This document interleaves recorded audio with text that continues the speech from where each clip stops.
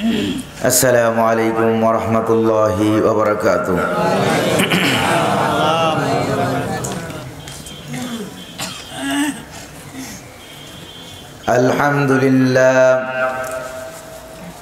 আলহামদুলিল্লাহ নাহমাদুহু ওয়া নাস্তাঈনুহু ওয়া নাস্তাগফিরুহু ওয়া نعوذ بالله من شرور أنفسنا ومن سيئات أعمالنا من يهد الله فلا مضل له ومن يضلل فلا هادي له ونشهد أن لا إله إلا الله وحده لا شريك له ونشهد أن سيدنا وحبيبنا ومولانا محمدا عبده ورسوله الذي أرسله بالحق بشيرا ونذيرا وداعيا إلى الله بإذنه وسراجا منيرا فقد قال الله تعالى في كلامه المجيد وفرقانه الحميد أعوذ بالله من الشيطان الرجيم بسم الله الرحمن الرحيم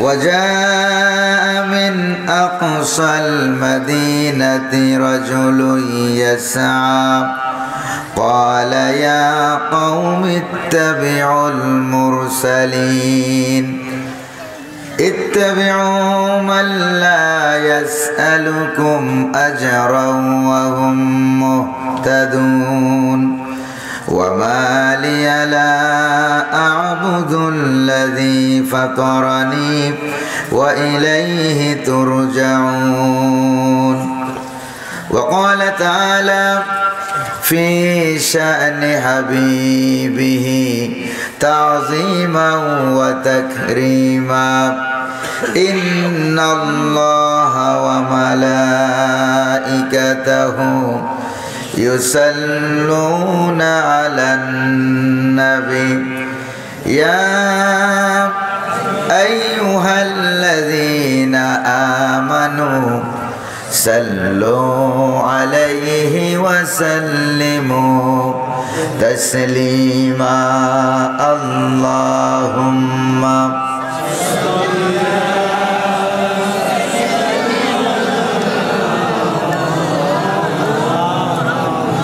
وعلى آل سيدنا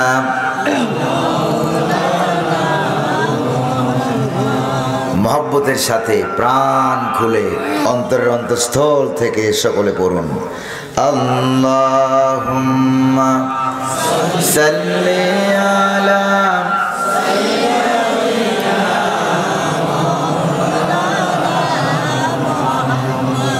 ওয়া আলা আলি সাইয়্যিদিনা মাওলানা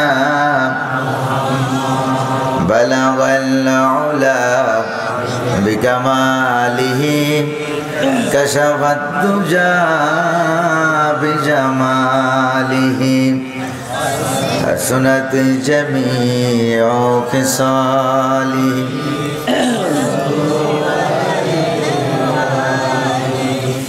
هنا فلت بلبل का तरन्नुम भी न हो जमन दहर में कलियों का तबस्सुम भी न हो बलगल उला कशफत दुजा बिजमालिही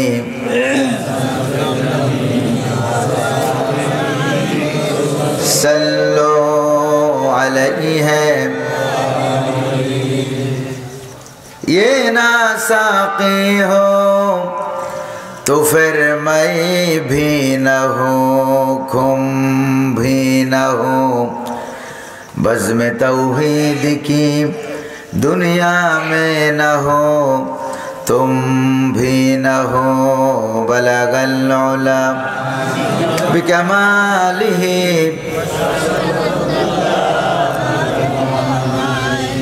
हसनत जमीअ खिसाली, सल्लो अलैहि अल्लाहुम्मा आमीन। रब्बना ज़लमना अनफुसना व इन लम तग़फिर लना व तरहमना लनकूनन्ना मिनल खासिरीन। আল্লাহ তাআলা বাংলাদেশের একবারে দক্ষিণ প্রান্তের জেলা কক্সবাজার জেলার রামু উপজেলাধীন কসবিয়া ইসলামী সমাজ কল্যাণ পরিষদের উদ্যোগে আয়োজিত 2 দিন ব্যাপী সিরাতুন নবী সাল্লাল্লাহু আলাইহি ওয়াসাল্লাম মাহফিলের আজকের দ্বিতীয় দিবসে কয়েকবার দরুদ ও সালাম পড়ে তোমার দরবারে হাত তুলেছি। মেহেরবানি করে দরুদ ও সালাম টুকুন সোনার মদিনায় নবী পাকের রওজা মুবারকে পৌঁছে দাও। तमाम পৃথিবীর মাটির নিচে যত মুমিন মুমিনাত শুয়ে আছেন সকলের আরোয়ার পরে সওয়াব পৌঁছে দাও। আল্লাহ তাআলা এই মাহফিলের আয়োজন যারা করেছেন আর শোনার জন্য যারা এসেছেন, কিয়ামতের দিন মুসিবতের সময় এই মাহফিল আমাদের সকলের জন্য নাজাতের উসিলা বানিয়ে দাও। ইয়া রব करम तू अगर करे ओ बात दे जबा को जो दिल पर असर करे।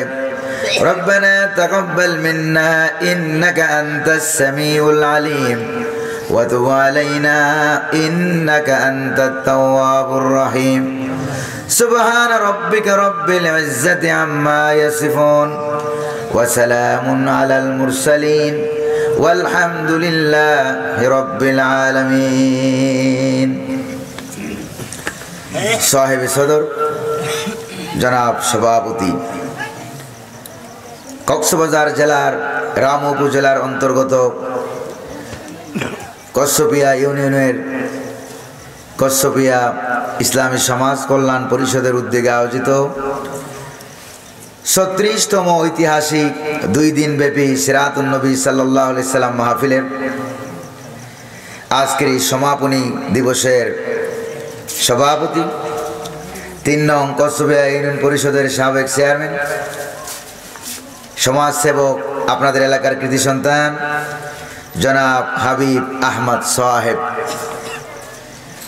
আজকের মাহফিলের বিশেষ মেহমান সারগর্ভ আলোচনা পেশ করলেন বাস টার্মিনাল কেন্দ্রীয় জামে মসজিদ কক্সবাজারের সম্মানিত খতিব বন্ধুবর আলেমে দ্বীন মুফাসসিরে কোরআন হযরত মাওলানা আবুল ফয়েজ আনসারী। আজকের মাহফিলের বিশেষ মেহমান বয়ান পেশ করেছেন হযরত মাওলানা মুফিজ আহমদ সাহেব।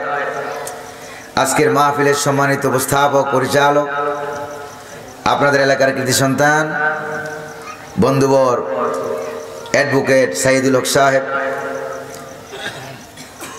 আজকের মাহফিলের বিশেষ মেহমানবৃন্দ, আমন্ত্রিত অতিথিবৃন্দ, মঞ্চে উপবিষ্ট উলামায়ে কেরাম, আমার সামনে উপস্থিত কোরআন প্রেমিক ইসলাম প্রিয় ভাইরা, পর্দার আড়ালের মা এবং বোনেরা, মাহফিলের বিভিন্ন দায়িত্ব কাজে নিয়োজিত স্বেচ্ছাসেবক, যুব সমাজ, সমাজ কল্যাণ পরিষদের সদস্য ভাইরা,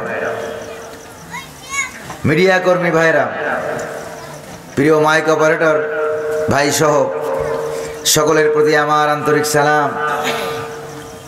আসসালামু আলাইকুম ওয়া রাহমাতুল্লাহি ওয়া বারাকাতুহু। সালামের জবাবে মনে হয় আপনারা কক্সবাজার জেনারেল হাসপাতালে ভর্তি আছেন। সুস্থ নাকি অসুস্থ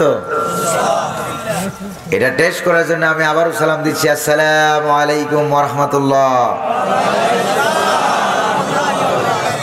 আজকের মাহফিলে যিনি আমাদেরকে আসার তৌফিক দিলেন তিনি কে? বসার তৌফিক দিলেন তিনি কে? পরিবেশকে সুন্দর করে দিলেন, না শীত না গরম, নাতিশীতোষ্ণ এয়ার কন্ডিশন। সে আল্লাহ পাক এত সুন্দর পরিবেশ করে দিলেন, প্রায় 36তম আজকে মাহফিলে আসার তৌফিক দান করলেন। সে আল্লাহ পাকের দরবারে শুকরিয়া আদায় না করে কি আর পারা যায়? কায়মানবাক্যে বীর বিক্রমে সিংহ গর্জনে পুরুষের মতো আওয়াজ করে, পুরুষ উচিত কণ্ঠে আকাশ বাতাসকে মুখরিত করে শুকরিয়া জ্ঞাপন করছি। সকলে বলছি আলহামদুলিল্লাহ। রব্বানা লাকাল হামদ হামদান কাসীরান তাইয়িবান মুবারাকান ফি। শুকরিয়া আদায় করলাম কার? দুরূদ শরীফ পড়লাম কার? দুরূদ শরীফ আল্লাহ নবী মুহাম্মদুর রাসূলুল্লাহ সাল্লাল্লাহু আলাইহি ওয়াসাল্লামের দরবারে আল্লাহ পাক যেন দয়া করে মেহেরবানি করে আমাদের দুরূদ সালামকে সোনার মদিনার সবুজ গম্বুজের নিচে পৌঁছে দিন। আমরা বলি আমিন, আর জোরে বলি আমিন। প্রিয় ভাইরা আমার, আজকের এই মাহফিলে আসতে পেরে আপনারা খুশি না বেজার? কম না বেশি? আপনারা সবাই কেমন আছেন? আপনারা গম আছেন না? আলহামদুলিল্লাহ গম আছে। গম আছে মানে কি? ভালো আছে নাকি? আমি মাঝে মাঝে শুনে একটু বলি আর কি, সিটেঙ্গে ভাষা। বদা কেন আছেন? গম আছে আলহামদুলিল্লাহ। গম, এই গম রাখার মালিক কে? আল্লাহ সুবহানাহু ওয়া তাআলা। আবারও বলেন আলহামদুলিল্লাহ। প্রিয় ভাইরা আমার, আজকের এই মাহফিলে আমরা আল্লাহ পাকের কাছে তৌফিক কামনা করি। তৌফিক কামনা করে আমরা ভূমিকায় কোনো কথা নাই বা বলে সরাসরি আল্লাহ পাকের কোরআন থেকে আমরা তাফসীর শুনবো। রাজি আছেন নাকি নাই? কারা কারা রাজি নাই তারা একটা হাত তুলে দেখেন তো। রাজি নাই না বুঝে নাই? আল্লাহ বুঝার তৌফিক দান করুন, বলি আমিন। আরো জোরে বলি আমিন। কারণ বিগত 15 বছর 16 বছর আমরা কোরআনুল কারীম থেকে ডাইরেক্ট কথা বলতে পারি নাই। জোরে বলেন ঠিক কিনা? সাউন্ডটা আরেকটু বাড়ায় দাও না, এই মাইকের সাউন্ড। আমরা কথা বলতে পারি নাই, বললেও অনেক ঘুরে গাড়িয়ে কথা বলা লাগছে। জোরে বলেন ঠিক না? যেখানে আমরা ডাইরেক্ট কথা বলার চেষ্টা করেছি সেখানে আমরা দৌড়ানি খেয়েছি। যারা আমাদেরকে দৌড়ানি দিয়েছিল ওরা খাইতো বিরিয়ানি, আমরা খাইতাম আস্তে কোন আরো দৌড়ানি। আমরা খাইতাম দৌড়ানি, ওরা খাইতো বিরিয়ানি। আর এখন আল্লাহ পাক আমাদেরকে বিরিয়ানি খাওয়ায়, আর ওদেরকে কি খাওয়ায় বলেন তো? ওদেরকে দৌড়ানি খাওয়ায়। এমন দৌড়ানি, এক দৌড়ানিতে বর্ডার পাস। জোরে বলেন ঠিক কিনা? এই দৌড়ানি দেওয়ার মালিক কে? এক কিভাবে আল্লাহ পাক পরিবেশ চেঞ্জ করে দিলেন। কিছুক্ষণ আগেও তো আমরা কল্পনা করতে পারি নাই চেঞ্জ হওয়ার, ঠিক কিনা? আগেও কল্পনা করতে পারি নাই। আল্লাহ পাক যা করেন কাউকে জিজ্ঞেস করে করেন না, ফেরেশতারাও জানে না। আল্লাহু আকবার বলেন, আর জোরে বলেন আল্লাহু আকবার। এই মাইকের সাউন্ডটা একটু বাড়াই দাও না, এই মাইকের সাউন্ড। প্রিয় ভাইরা আমার, আজকের এই মাহফিলে আমরা কিছু ডাইরেক্ট কথা শুনবো। রাজি আছেন নাকি নাই? তবে ওই জায়গা থেকে আমরা কথা শুনবো যেই জায়গায় যেটা আমরা সবসময় জানি, সবসময় পারি। সকাল বিকাল তেলাওয়াত করি। আমার তেলাওয়াতের মধ্য দিয়ে আপনারা হয়তো বুঝে গেছেন যে এটার নাম হলো সূরা ইয়াসিন। জোরে বলেন নাম কি? আরে জোরে কোন তো নাম কি? সূরা ইয়াসিন থেকে আমরা সরাসরি আলোচনা শুনবো। নগণ্য গোলামকে আল্লাহ পাক তৌফিক দান করুন। আমা তৌফিকি ইল্লা বিল্লাহ। সূরা ইয়াসিন কোরআনুল কারীমের 36 নম্বর সূরা, আয়াত সংখ্যা 83, রুকুর সংখ্যা 5। আমরা দ্বিতীয় রুকু থেকে এক রুকু আলোচনা শোনার চেষ্টা করব বিমাশিয়াতিল্লাহি তাআলা। তবে আমার নাম শুনে আপনারা মনে মনে ভাবতে পারেন যে এটা বোধহয় অনেক বড় হুজুর। না, কোরআনুল কারীম থেকে তাফসীর করার মতো যোগ্যতা আমার নাই।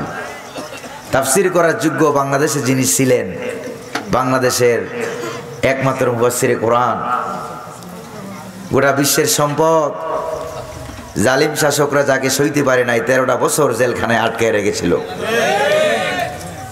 আরো আসতে বলেন জি, ঠিক না বে ঠিক? প্রিয় ভাইরা আমার, আপনারা কি জিমায় গেছেন? আপনারা আপনারা ঘুমায় গেছেন নাকি? ৭১ আমরা আন্দোলন করেছি, বাপ দাদারা আন্দোলন করেছে, জোরে বলেন ঠিক কিনা? 2024-এ সেই জুলাই থেকে ৩৬ জুলাই পর্যন্ত আমরা আন্দোলন করেছি, জোরে বলেন ঠিক কিনা? প্রয়োজনে আবার রক্ত দেব, বঙ্গোপসাগরের গোটা পানি রক্তে রঞ্জিত হয়ে যাবে, তারপরেও আমরা আল্লাহ পাকের কোরআনকে পার্লামেন্টে নেওয়ার চেষ্টা করব। রাজি আছেন নাকি না? কারা কারা রাজি? দুহাত উঁচু করে স্লোগান দিয়ে আল্লাহকে দেখান।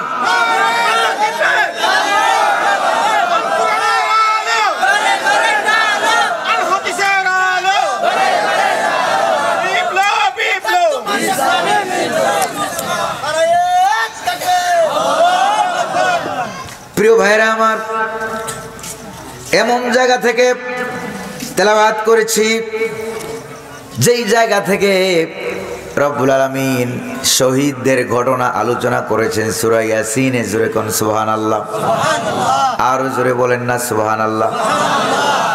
প্রিয় ভাইরা আমার, শহীদের রক্ত যেখানে লাগে দাম বাড়ে না কমে?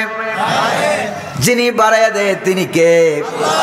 2024-এ যে আন্দোলন হয়েছিল, ছাত্রছাত্রী রাস্তায় বেরিয়ে পড়েছিল, তারাও শাহাদতের তামান্না নিয়া তারা বিশ্ব রোডের উপরে ঝাঁপিয়ে পড়েছিল। জোরে বলেন ঠিক কিনা? প্রিয় ভাইরা আমার, কোরআনুল কারীমে সূরা ইয়াসিন আল্লাহর নবীজি বলেছেন, একবার যে ব্যক্তি সূরা ইয়াসিন তেলাওয়াত করবে সঙ্গে সঙ্গে আল্লাহ পাক ওই ব্যক্তির নামায় আমলে 10 খতম কোরআনের সওয়াব লিখে দিবেন। আবার সূরা ইখলাস 3 বার তেলাওয়াত করলে কয় খতমের সওয়াব হয়? 1 খতমের সওয়াব হয়। পাশাপাশি আরেকটা সূরা, সূরা লাহাব তেলাওয়াত করলে, গোটা কোরআন তেলাওয়াত করলে একটা সামগ্রিক সওয়াব আছে। প্রত্যেকটা অক্ষরে অক্ষরে কমপক্ষে 10টা করে নেকি লেখা হবে। জোরে বলেন না কয়টা? আরো জোরে বলেন না কয়টা? 10টা করে নেকি লেখা হবে। কিন্তু সূরা ইখলাস তেলাওয়াত করলে শুধু কি 10টা করে নেকি লেখা হবে, নাকি আমল নামায় গোটা কোরআন খতমের সওয়াব দেওয়া হবে 3 বার তেলাওয়াত করলে? সুবহানাল্লাহ। তাহলে বোঝা গেল সূরা লাহাবের আলাদা কোনো ফজিলত নাই, সূরা ইখলাসের আলাদা ফজিলতের অভাব নাই। জোরে বলেন ঠিক কিনা? কারণ সূরা লাহাবের আলোচ্য বিষয় হলো আবু লাহাব, আবু লাহাবের স্ত্রী, ইসলাম বিরোধী শক্তি, তাদেরকে নিয়ে আলোচনা করলে কোনো আলাদা সওয়াব ফজিলত নাই। জোরে বলেন ঠিক কিনা? আর সূরা ইখলাসের আলোচ্য বিষয় যিনি, তিনি কে? আল্লাহ। আরো জোরে বলেন না তিনি কে? তিনি হলেন আল্লাহ। এই জন্য আলোচ্য বিষয়ের কারণে ফজিলত বাড়ে। জোরে বলেন সুবহানাল্লাহ। আমি যখন সূরা ইয়াসিন তেলাওয়াত করলাম, চিন্তা করতে লাগলাম, ভাবতে লাগলাম, একবার সূরা ইয়াসিন তেলাওয়াত করলে রব্বুল আলামিন খুশি হইয়া 10 খতম কোরআনের সওয়াব আমলনামায় লিখে দেয়। কারণটা কি খুঁজতে লাগলাম, খুঁজতে খুঁজতে গিয়ে পেয়ে গেলাম এই সূরা ইয়াসিনের ভিতরে আল্লাহ পাক একজন শহীদের ঘটনা আলোচনা করেছেন। শহীদের রক্ত যেখানে পড়ে দাম বাড়ে না কমে? এই শহীদের আলোচনা সূরা ইয়াসিনে ঢোকার কারণে ইমামে আজম আবু হানিফা রাহমাতুল্লাহ আলাইহি বলেছেন, কোরআনের ফজিলতগুলি হলো 2 রকম, একটা হলো আয়াত হিসাবে ফজিলত, আর আরেকটা হলো আলোচ্য বিষয়ের কারণে ফজিলত। সুবহানাল্লাহ। এই জন্য সূরা ইয়াসিনের আলোচ্য বিষয়ের কারণে আল্লাহ রাব্বুল আলামিন এমন আলোচ্য বিষয় দিয়ে দিলেন শহীদের ঘটনা। আগেই কোন সুবহানাল্লাহ। এই শহীদের রক্ত যেখানে পড়ে দাম বেড়ে যায়। এজন্য সূরা ইয়াসিনের ভিতরে শহীদের ঘটনা আসার কারণেই বোধহয় আল্লাহ পাক সূরা ইয়াসিনের দাম কোরআন কারীমে সবথেকে বাড়িয়ে দিয়েছে। আমাদের বাংলাদেশেও শহীদের রক্ত আছে নাকি নাই? আরো জোরে বলতে হবে, আছে নাকি নাই? বাংলাদেশ শহীদের রক্ত বলল 71 সালে। আবার বাংলার জমিনে শহীদের রক্ত পড়েছে 2024 সালে জুলাই মাসে, আগস্ট মাসে। জোরে বলেন ঠিক কিনা? সেই রক্তের দাগ এখনো কিন্তু মুছে যায় না। আগে সারা দুনিয়ায় বাংলাদেশকে কেউ চিনত না, কেউ জানতো না। অধিকাংশ দেশ বাংলাদেশকে চিনত না। 2008-06 থেকে 10 সাল ফজরের নামাজের সময় এক মিশরি মুরব্বী আমাকে জিজ্ঞেস করলো, তাহলে মোহাম্মদ এস হালাক তোমার কাইফাল হাল যাইয়ে কি হাবিবি, আমারে বলল হাউ আর ইউ, তুমি কেমন আছো, বাড়ি তোমার কোথায়? তখন আমি বললাম আনা মিন দৌলাতে বাংলাদেশ, আমার বাড়ি হলো বাংলাদেশ। তখন ওই মুরব্বী আমাকে বলল ফেইন দা বাংলাদেশ, হোয়ার ইজ বাংলাদেশ, বাংলাদেশ কোথায়? বাংলাদেশ, বাংলাদেশটা চিনত না ভালো করে। তখন আমি বললাম মুরব্বী শুনেন, বাংলাদেশ তাকাউ আলা জানিবিল হিন্দ, বাংলাদেশ হলো ইন্ডিয়ার পাশে অবস্থিত একটা দেশ। তখন মুরব্বী চিনলো আর বলল যে তোমরা না আগে পাকিস্তান ছিলা? আমি বললাম যে হ্যাঁ আগে পাকিস্তান ছিলাম, এখন আর পাকিস্তান নাই।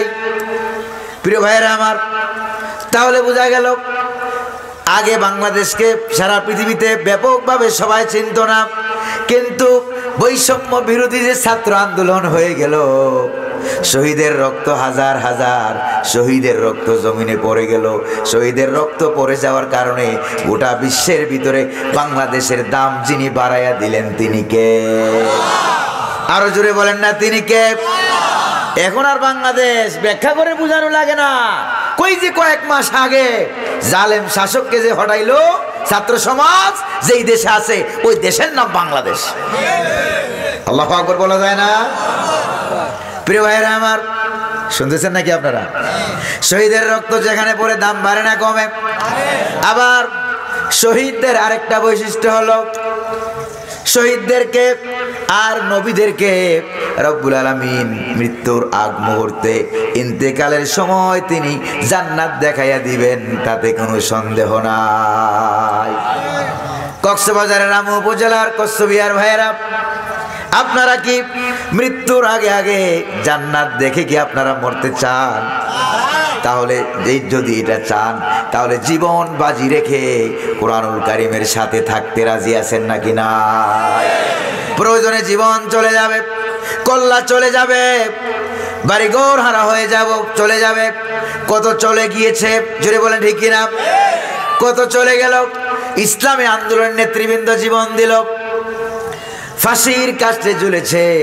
শহীদ আল্লামা সাইদি চলে গিয়েছে, জোরে বলেন ঠিক কিনা?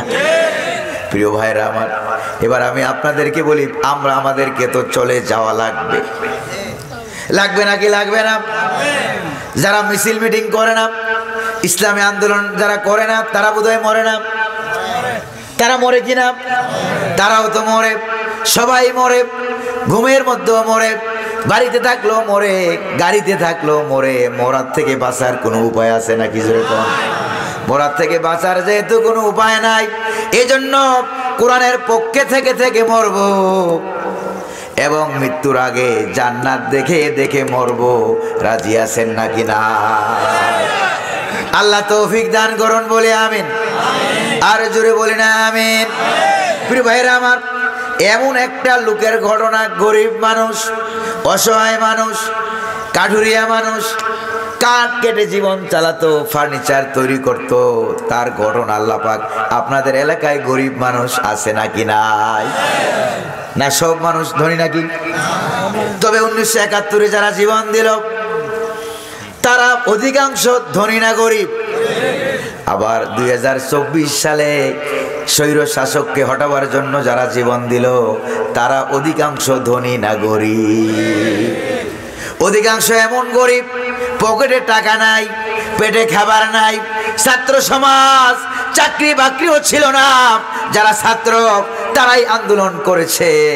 এত গরিব ছাত্র সমাজ, মা বাবার কাছে টাকা থাকলেও ছাত্রর পকেটে কিন্তু এত টাকা থাকে না, ছাত্র হইলেই গরিব, ঠিক কিনা? প্রিয় ভাইরা আমার, তারাই আন্দোলনটা করলো, গরিব মানুষ। আবার যুগে যুগে নবীদের কাছে যারা সবার আগে ইসলাম গ্রহণ করলেন তারাও ধনী না গরিব?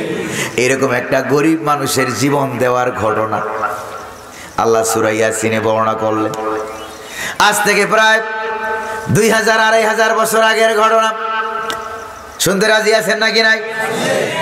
ডাইরেক্ট কোরআন থেকে আমি উল্লেখ করব প্রিয় ভাইরা আমার। সূরা ইয়াসিনের দ্বিতীয় রুকু থেকে এই ঘটনাটা শুরু করা হয়েছে।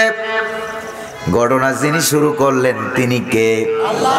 এই ঘটনাটা নাজিল করে আল্লাহ পাক সাহাবায়ে কেরামদেরকে সান্ত্বনা দিয়ে দিলেন, আল্লাহ নবীকে সান্ত্বনা দিয়ে দিলেন। মক্কা শরীফে আবু জাহেল তোমাদেরকে মারতেছে, মারো, প্রয়োজনে শহীদ হও, প্রয়োজনে বাড়িঘর হারা হও, প্রয়োজনে জীবন দাও, প্রয়োজনে রক্ত দাও, রক্তের সাগর হয়ে যাবে। ওই রক্তের ভিতর দিয়া আল্লাহ পাক তোমাদেরকে দুনিয়ার জমিনে দ্বীন ইসলাম কায়েম করে দিবে। আল্লাহু আকবার বলেন। শুধু আল্লাহর রাস্তায় থাকা লাগবে। কার রাস্তায়? রব্বুল আলামিনের রাস্তায় থাকা লাগবে। রাস্তায় নামবেন, আল্লাহর রহমত আছে নাকি নাই? প্রিয় ভাইরা আমার, সেই হযরত ঈসা আলাইহিস সালামের জমানার সেই ঘটনাটা আমাদের ভিতরে শিক্ষা থাকার কারণে সবক দেওয়ার জন্য রব্বুল আলামিন এই ঘটনাটা কোরআনুল কারীমে সূরা ইয়াসিনে আমাদের শিক্ষার জন্য নাজিল করে দিলেন। প্রিয় ভাইরা আমার, হযরত ঈসা আলাইহিস সালাম আবার দুনিয়ায় আসবেন, জানেন নাকি জানেন না? গোটা পৃথিবীতে ইসলাম কায়েম হয়ে যাবে, কোরআনের রাজ কায়েম হবে, কেউ ঠেকাতে পারবে না। জোরে বলেন, পারবে? কেউ ঠেকাতে পারবে না। ঈসা আলাইহিস সালাম যখন দুনিয়াতে ছিলেন 33 বছর বয়সের সময় আল্লাহ পাক হযরতে ঈসা আলাইহিস সালামকে আসমানে উঠাইয়া নিলেন। বয়স ছিল কত? আর জোরে কোন বয়স ছিল কত? 33 এর সময় আল্লাহ পাক উঠাইয়া নিলেন। এর আগে চেষ্টা করলেন ইসলাম কায়েম করার জন্য। সিরিয়াতে তিনি থাকতেন, ফিলিস্তিনে, সেখান থেকে তিনি সিরিয়াতে 2 জন রাসূল পাঠাইয়া দিলেন। জোরে বলেন না কয়জন? 2 জন রাসূল পাঠাইয়া দিলেন, তোমরা সিরিয়াতে যাও, যাইয়া কালেমার দাওয়াত দিবা। আজ থেকে প্রায় 16 বছর 17 বছর আমরা ডাইরেক্ট কালেমার দাওয়াত দিতে পারি নাই, অথচ আকাশ কার? জমিন কার? কালেমা কার? নবী কার? আমরা কার গোলাম? আল্লাহর গোলাম হওয়া সত্ত্বেও আল্লাহর জমিনে আমরা ডাইরেক্ট কালেমার দাওয়াত দিতে পারি নাই। অনুমতি লেগেছে না লাগে নাই? অথচ গত বছরও কিন্তু আপনাদের এখানে অনুমতি লাগছে না লাগে নাই? জোরে বলেন, লেগেছে না লাগে নাই? অনুমতি লেগেছে। অনুমতি ছাড়া যারা কোরআনকে নিষিদ্ধ করেছে আল্লাহ পাক কালের আবর্তনে বাংলার জমিন থেকে তাদেরকে নিষিদ্ধ করে দিয়েছে। তারপরেও মাঝে মাঝে মিসকল মারে। জোরে বলেন ঠিক কিনা? আবার বলে তোমরা ডোনাল্ড ট্রাম্পের কি নিয়া ছবি নিয়ে মিছিল করবা, সুযোগ পাইলে আমি চট করে ঢুকে যাব। বাংলার ছাত্র সমাজ, বৈষম্য বিরোধী ছাত্র আন্দোলনের নেতা নেত্রীরা তারা কিন্তু ঘুমায় নাই।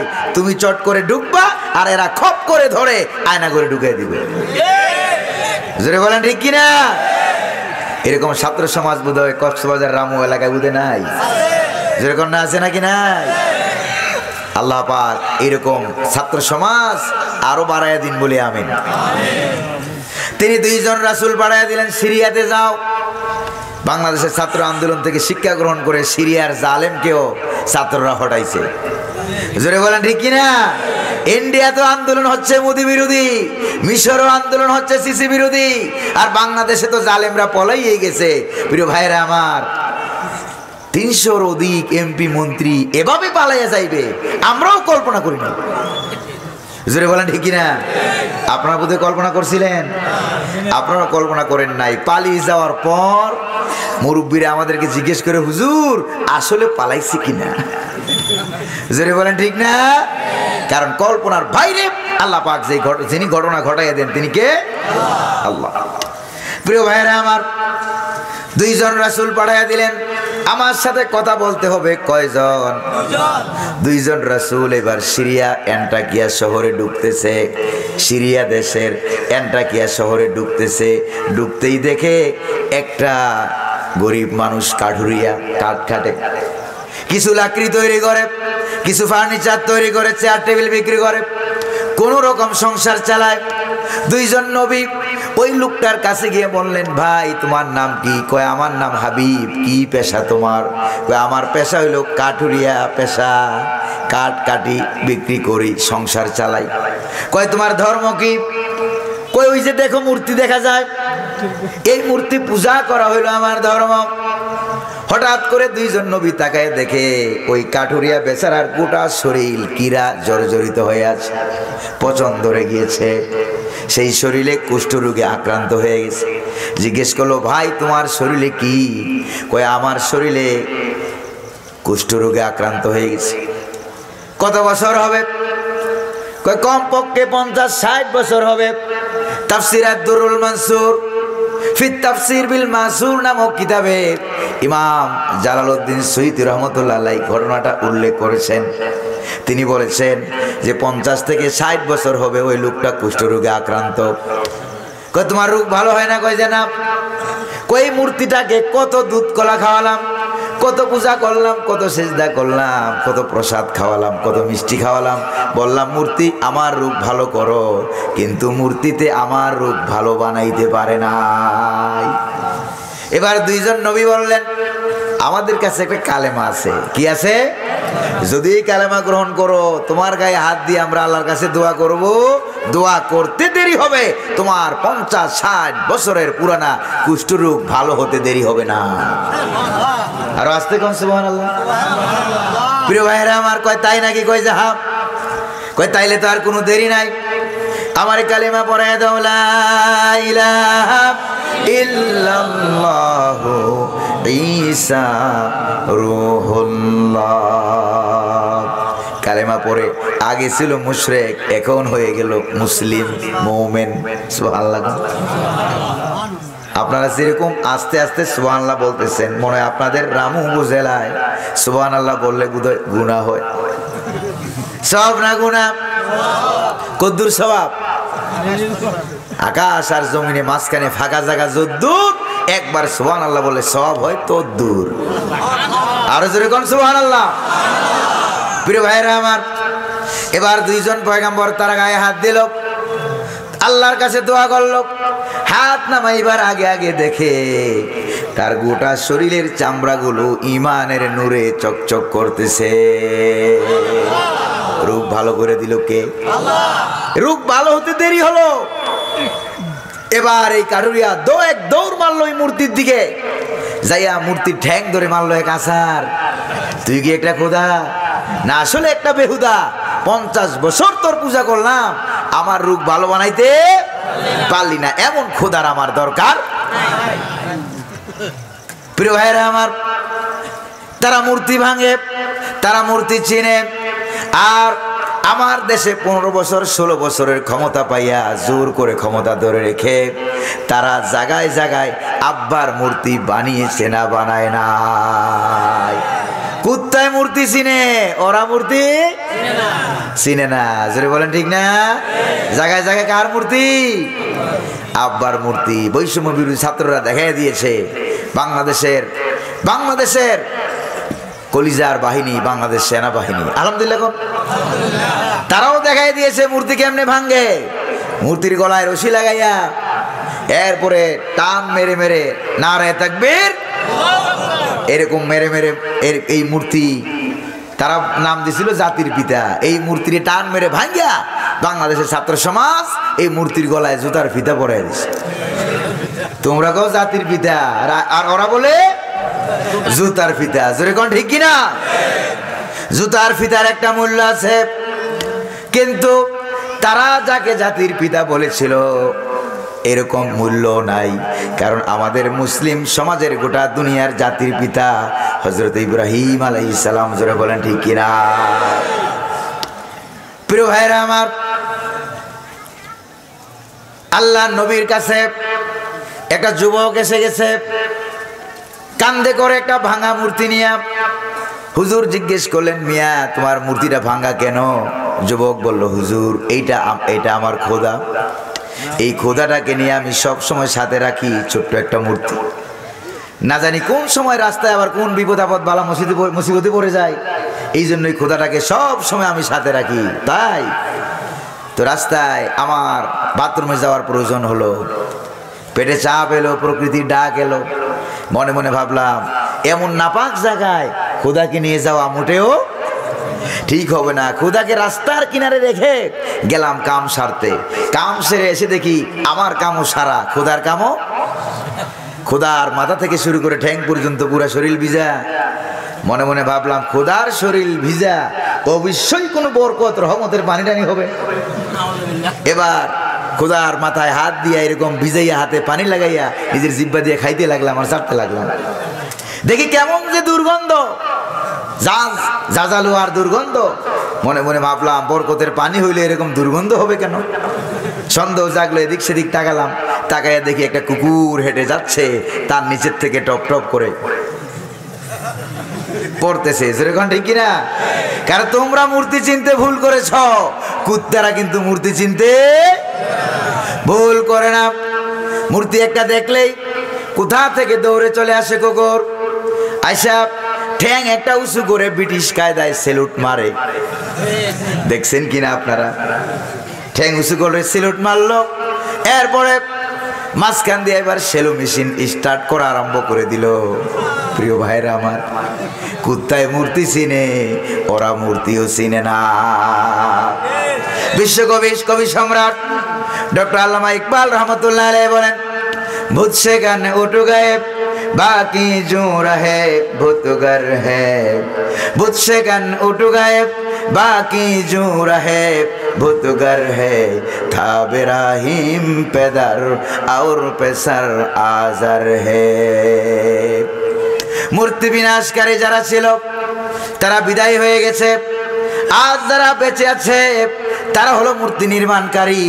সেই কালে আজর ঠাকুরের ছেলে ইব্রাহিম এসে মূর্তি ভাঙতো, আর আজ খাস মুসলিম পয়দা এসে মূর্তি নির্মাণকারী ঠাকুরদের জন্ম হতেছে। জোরে কোন ঠিক কিনা?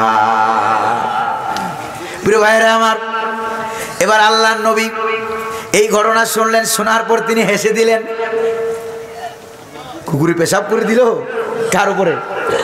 মূর্তির উপরে। নবীজি শুনলেন, হাসলেন। এই একদিন হাসিতে নবী করিম সাল্লাল্লাহু আলাইহি সাল্লামের দন্ত মুবারক দেখা গিয়েছিল। জোরে কোন সুবহানাল্লাহ। হুজুর বলেন, যুবক আমার কাছে কি চাও? কি জন্য আমার কাছে এসেছ? যুবক বলল, ইয়া রাসূলুল্লাহ, ইয়া হাবিবাল্লাহ, এই মূর্তিগুলোর দুর্বলতা, অক্ষমতা, অসারতা আমার কাছে ধরা পড়েছে। এরা আমার খোদা হতে পারে না, এরা নিজের এই কুকুরের পেশাব থেকে বাঁচাইতে পারে নাই, আমারে বিপদ থেকে বাঁচাবে কেমনে? আল্লাহু আকবার বলেন। ইয়া রাসূলুল্লাহ, আসল খোদার পরিচয় আমি পেয়ে গিয়েছি, আসল নবীর সন্ধান আমি পেয়ে গিয়েছি, আপনি আমারে কালেমা পড়াইয়া দেন। লা ইলাহা ইল্লাল্লাহু মুহাম্মাদুর রাসূলুল্লাহ সাল্লাল্লাহু আলাইহি ওয়াসাল্লাম। প্রিয় ভাইরা আমার, এবার কাঠমিস্ত্রি কাঠুরিয়া বেচারা কয়জন? জোরে বলেন কয়জন? নবী ছিল কয়জন? ঘটনা মনে আছে নাকি নাই? দুইজন নবী। এবার বললেন, কাঠুরিয়া শোনো, ইসলাম তো কবুল করলাম, আমরা তোমার দেশের মাঝামাঝি গিয়ে কালেমার দাওয়াত দেব। কালেমার দাওয়াত দেওয়ার পর তোমার দেশের এমপি, প্রধানমন্ত্রী, প্রেসিডেন্ট যারা আছে, ওরা যদি কালেমা গ্রহণ করে তাহলে তো ভালো, আর যদি কালেমা গ্রহণ না করে আমাদেরকে মারধর করতে আসে, এই খবর যদি তোমার কাছে যায় তাইলে কিন্তু তুমি তোমার মিস্ত্রি কাঠুরিয়া পেশা নিয়ে বসে থাকবা না, জীবন বাজি রেখে দৌড়িয়ে চলে আসবা নবীদেরকে রক্ষা করার জন্য। আমরা যাব নাকি যাব না? এই গরিব মানুষ বেচারা দৌড়ে চলে গেল। আপনাদের এলাকায় রিক্সাওয়ালা, ঠেলাওয়ালা, কুলি, মজদুর, শ্রমিক, অন্যের জমিনে কাজ করে, এরকম লোক বোধহয় আপনার এলাকায় নাই? জুড়ে বলেন না, আছে নাকি নাই? তারা কি সালাম পায় নাকি পায় না? তারা সালাম পায়। যারা রিক্সায় উঠে তারা কি রিক্সার ড্রাইভারকে সালাম দেয়? সালাম ছাড়া সালামও পায় না। গভীর রজনীতে লোক মারা গেছে, গরিব মানুষ দৌড়ে এসে কবর খনন করে, ঠিক কিনা বলেন? কবর খুঁড়ে দেয়, কিন্তু দুঃখের বিষয় হলো যখন দাওয়াতের সময় হয় তখন বড় বড় লোকগুলো দাওয়াত পায়, গরিব মানুষগুলো দাওয়াতও পায় না। ঠিক কিনা গো? অথচ বেহেশতে আগে যাবে কারা? ধনীরা না গরিবেরা? যেরকম না কারা? গরিবদেরকে আল্লাহ পাক 500 বছর আগে জান্নাতে পৌঁছায় দিবেন, তাও আবার মুহাম্মদুর রাসূলুল্লাহ গেল কালেমার দাওয়াত দিতে লাগলো। সিরিয়ার মানুষেরা তোমরা পড়ো লা ইলাহা ইল্লাল্লাহ, লা ইলাহা ইল্লাল্লাহ, লা ইলাহা ইল্লাল্লাহ। কালেমা পড়ো, লা ইলাহা ইল্লাল্লাহ কালেমা পড়ো। তারা কালেমা পড়লো না, না পড়ে তারা বলল তোমরা নবী নও, তোমরা রাসূল নও, তোমরা মিথ্যাবাদী, তোমরা স্বাধীনতা বিরোধী, তোমরা দেশ বিরোধী, তোমরা মৌলবাদী। একের পর এক বলে বলে তাদেরকে গালি দেওয়া হচ্ছিল। বর্তমান জমানায় হইলে বলা হতো রাজাকার। জোরে বলেন ঠিক কিনা? রাজাকারের তালিকা তোমরা প্রকাশ করেছো, 10,000 রাজাকারের তালিকা, তালিকার ভিতরে 8,000 প্লাস 8,500 উপরে হইলো ওরা। জোরে বলেন ঠিক না ভাই? 36 জন রাজাকার থাকলে যদি রাজাকারের দল হয়, ভালো করে খেয়াল করেন, যেই দলে তাদের তালিকা অনুযায়ী 36 জন রাজাকার থাকলে যদি রাজাকারের দল হয়, তাহলে 8,500 রাজাকার যেই দলে আছে ওইটা বোধহয় আল্লাহর ওলিদের দল। জোরে বলেন না, ওইটা কাদের দল? ওইটা রাজাকারের দল। কার ওই রাজাকারগুলি ভারতের দালাল রাজাকার হওয়ার কারণে তাদের বিরুদ্ধে একটা মামলাও নাই। জোরে কোন ঠিক কিনা? আপনারা আছেন নাকি নাই? চলবে নাকি চলবে না? আর বেশি লম্বা করব না, কারণ প্রত্যেক দিন আমাদেরকে কথা বলতে হয়, অনেক কষ্ট হয়। প্রিয় ভাইরা আমার, এরপর রব্বুল আলামিন বলেন, 2 জন নবীকে যখন তারা দেশ বিরোধী বলল, মিথ্যুক বলল সিরিয়ার নেতা নেত্রীরা, রব্বুল আলামিন বলেন ফাজ্জাজনা বিসালিসিন ফাকালু ইন্না ইলাইকুম মুরসালুন। আল্লাহু আকবার বলেন, আর জোরে বলেন না আল্লাহু আকবার। রব্বুল আলামিন বলেন ফাজ্জাজনা বিসালিসিন, আমি তৃতীয় আরেকজন রাসূল দিয়া তাদেরকে সাহায্য করার জন্য পাঠালাম। তাফসিরে দুরুল মানসুরে উল্লেখ করা হয়েছে 3 নাম্বার যে রাসূলটাকে পাঠালেন ওই রাসূলটার নাম ছিল পুলিশ। নাম কি জোরে কোন? পুলিশ। আমরা তো পুলিশ বাহিনীর ইতিহাস জানি না ভাইয়েরা। এই পুলিশ বাহিনীর জন্ম হয়েছিল দুনিয়াতে নবীদেরকে রক্ষা করার জন্য, ইসলামের পক্ষে কাজ করার জন্য পুলিশ বাহিনীর জন্ম দুনিয়াতে হয়েছিল। দুঃখের বিষয় হলো সত্য, বিগত 15 বছর 16 বছর যারা জোর করে বাংলার ক্ষমতা দখল করেছিল, তারা আমার দেশের দেশপ্রেমিক পুলিশ বাহিনীকে তারা সন্ত্রাসী গুন্ডা বাহিনীতে পরিণত করে বাংলার জনগণের বিরুদ্ধে, ছাত্র সমাজের বিরুদ্ধে লেলিয়ে দিয়েছিল। জোরে কোন ঠিক কিনা? প্রিয় ভাইয়েরা আমার, তাহলে বোঝা গেল পুলিশের জন্ম হলো নবী দিয়া। জোরে বলেন কি দিয়ে? নবী দিয়ে জন্ম। নবীর পক্ষে থাকবে, ইসলামের পক্ষে থাকবে, আল্লাহর পক্ষে থাকবে। ওই হিন্দু বেচারা সুখরঞ্জন বালি আল্লামা সাইদির পক্ষে এসে গেল, আর পুলিশ হইয়া বিপক্ষে চলে গেল। জোরে কোন ঠিক কিনা? তাইলে তুমি ভালো না ওই হিন্দু বেচারা ভালো? জোরে বলেন না কে ভালো? ওই হিন্দু বেচারা ভালো, কারণ ইসলামের পক্ষে সে ভূমিকা রেখেছে। তুমি মুসলমান হইয়া আলেম উলামাদের পক্ষে ভূমিকা তুমি রাখতে পারো নাই, তার মানে হলো তুমি নামমাত্র মুসলমান, আসলে কাট্টা মুনাফিক। জোরে বলেন ঠিক কিনা? এরকম মুনাফিক আলেমদের ভিতরে মুনাফিক বুঝে আমার দেশে নাই? জোরে বলেন না আছে নাকি নাই? দাড়িও আছে, টুপিও আছে, জুব্বাও আছে, বিরাট বড় মাথায় পাগড়ি, পাগড়ি দিয়া শাহবাগে গিয়া বা আমার রামেরদের সাথে একত্রতা পোষণ করে বলল, তোমরাও দেলোয়ার হোসেন সাইদির ফাঁসি চাও, আমিও দেলোয়ার হোসেন সাইদির ফাঁসি চাই। জোরে বলেন নাউজুবিল্লাহ। আরো জোরে বলেন না নাউজুবিল্লাহ। এটাও তো আলেম। তুমি আলেম নামের জালেম, আলেম নামের কলঙ্ক। তোমার থেকে ওই হিন্দু পিরোজপুরের হিন্দু বেচারা সুখরঞ্জন বালা জোরে বলেন ঠিক কিনা? ওই সুগরঞ্জন বালা হিন্দু বেচারা আল্লামা সাঈদীর পক্ষে কথা বলার কারণে গুম হলো। বর্ডার পাস করে ইন্ডিয়ায় ছিল, সে তো এখন বাংলাদেশে আছে নাকি না? সে চলে আসলো হিন্দু হওয়া সত্ত্বেও আল্লামা সাঈদীর পক্ষে কথা বলার জন্য। আর তুমি আলেম হইয়াও আলেমদের পক্ষে কথা বলতে পারো নাই, তার মানে হলো তোমার মতো মুনাফিক বাংলার জমিনে আর নাই। আপনাদের মনে কষ্ট হইতেছে, অসুবিধা হইতেছে মনে হয়। প্রিয় ভাইরা আমার, এবার নবী হইল কয়জন? জোরে বলেন না কয়জন? একজন পুলিশ নবী, আরেকজন নবী। আর কাঠমিস্ত্রি বেচারা কিন্তু জানে না নবীদের সাথে কি ব্যবহার করা হচ্ছে, জানে? দেখেন একটু পরে জানার পরে বেচারা কি করে। প্রিয় ভাইরা আমার, তিনজন নবী মিলে কালিমার দাওয়াত দিল। কার? ক্বালু রব্বুনা ইয়ালামু ইন্না ইলাইকুম লামুরসালুন ওয়া মা আলাইনা ইল্লাল বালাগুল মুবিন। আছে কিনা সূরা ইয়াসিন? এবার তিনজন নবী মিলে দাওয়াত দিতে লাগলো, আমরা আল্লাহর পক্ষ থেকে নবী, তোমরা আমাদেরকে মান্য করো। ওয়া মা আলাইনা ইল্লাল বালাগুল মুবিন, আর আমাদের কাজ হলো তোমাদের কাছে দাওয়াত পৌঁছে দেওয়া। দাওয়াত গ্রহণ করলে জান্নাত পাবা, গ্রহণ না করলে জাহান্নামে যাওয়া লাগবে। এই দুইটা দাওয়াত তোমাদেরকে দিলাম।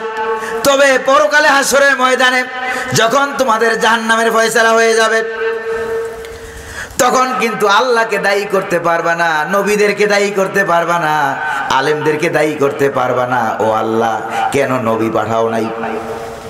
ও আল্লাহ, কেন রাসূল পাঠাও নাই? ও আল্লাহ, কেন আলেম উলামা আমাদের কাছে পাঠাও নাই? তাদের দাওয়াত গ্রহণ আমরা করতাম, আমরা আল্লাহর ওলি হয়ে যেতাম, ইমানদার হয়ে যেতাম, আবু বকর উমরের মতো আজকে আমরাও জান্নাতে চলে যেতে পারতাম। এই কথা বলার সুযোগ পরকালে আছে নাকি?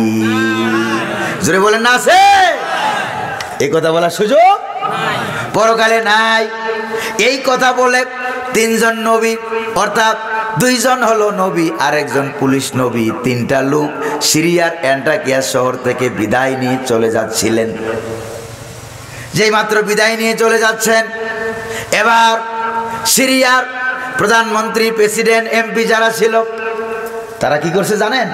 তারা ওই তিনজন নবীর সামনে দিয়ে ব্যারিকেড দিয়ে আটকায় দিল, যেতে দেওয়া হবে না। কারণ তোমাদের কারণে আমার দেশে দুর্ভিক্ষ শুরু হয়েছে, তোমাদের কারণে আমার দেশে বৃষ্টি অবতীর্ণ হওয়া বন্ধ হয়ে গেছে, কাজেই তোমাদেরকে যেতে দেওয়া হবে না। তোমরা আমাদের দেশ বিরোধী, তোমরা আমাদের দেশের উন্নতির অন্তরায়, তোমরা আমাদের দেশের রাজাকার, মৌলবাদী। জোরে কোন ঠিক কিনা? এবার তাকে দেখো, মৌলবাদীদের দিকে সারা দেশের জনগণ ঝুঁকে গেছে। জোরে বলেন ঠিক না? আপনাদের কক্সবাজার রামু এলাকায় ঘটনা কি ব্যতিক্রম নাকি? ইসলামওয়ালাদের পক্ষে লোক আছে নাকি নাই? প্রিয় ভাইয়েরা আমার, গতকালকে মাহফিল ছিল উখিয়া থানার একবারের সামনে। উখিয়া উপজেলা একটা আছে নাকি? থানার একবারের সামনে। তার আগের দিন মাহফিল ছিল সাতকানিয়া। দুই জায়গায় ঘুরে ঘুরে দেখলাম, আর আজকেও যা দেখতেছি আমার মন সাক্ষ্য দিতেছে, আমার ইমান আমাকে বলতেছে ওই জেলার, এই জেলার মানুষগুলো জীবন দিয়ে হলো কোরআনের পক্ষে আছে। আপনারা আছেন নাকি নাই? প্রিয় ভাইয়েরা আমার, কারা কারা কোরআনের পক্ষে আছেন দুহাত উঁচু করে একটা স্লোগান দিয়ে আল্লাহকে দেখান। নারে তাকবীর, আল্লাহু আকবার। ছাত্র সমাজের লোক কি নাই? যুবক ভাইরা কি নাই? তাহলে স্লোগান হয় না কেন?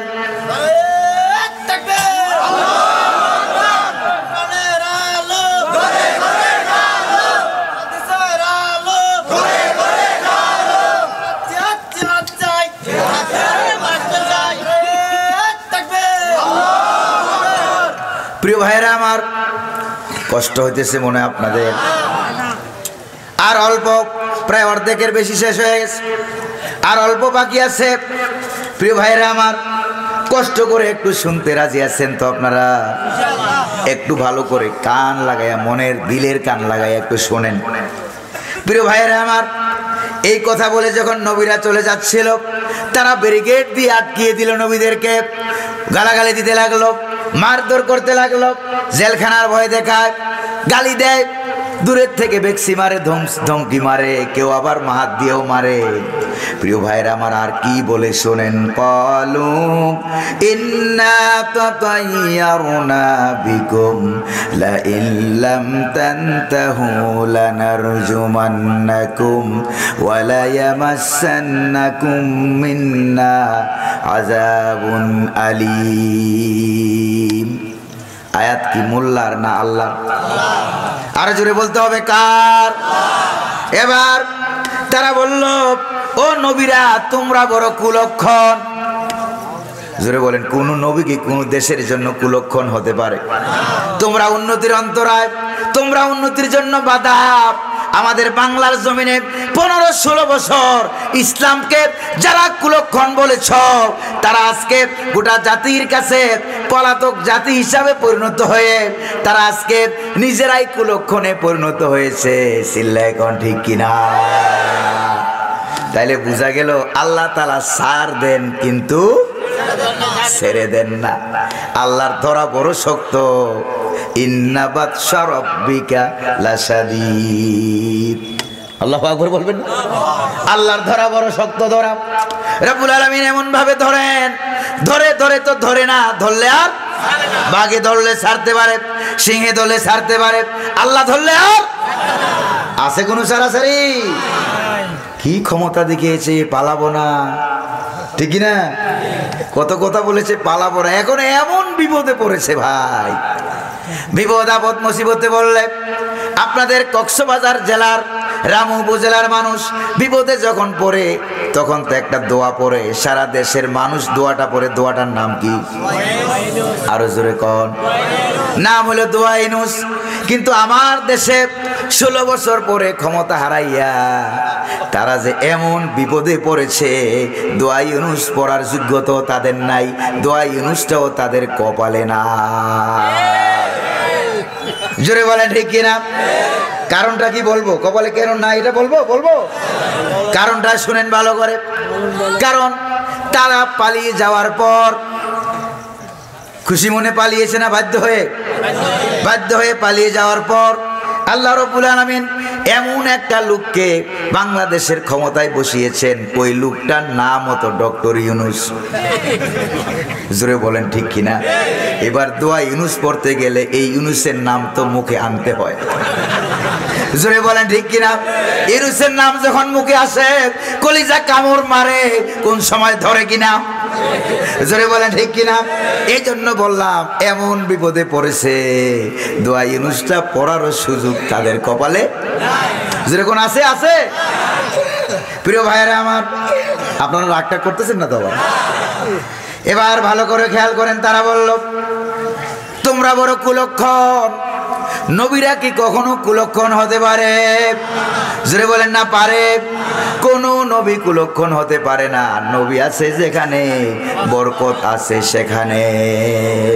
আল্লাহর নবী রাস্তা দিয়ে হেঁটে যায়, রাস্তা দিয়ে আল্লাহর নবী যখন হেঁটে যায়, ওই রাস্তা দিয়া সারা দিন জান্নাতের সুঘ্রাণ বইতে থাকে।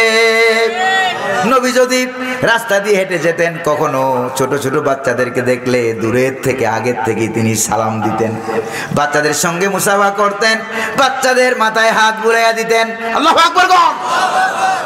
এরপরে এই বাচ্চা যখন বাড়িতে যেত, বাচ্চার শরীরের সুঘ্রাণ পাওয়ার সঙ্গে সঙ্গে আব্বা আম্মা বুঝতে পারতো, দিনের নবী মুস্তফায় আজকে আমার বাচ্চার মাথায় হাত বুলিয়েছে।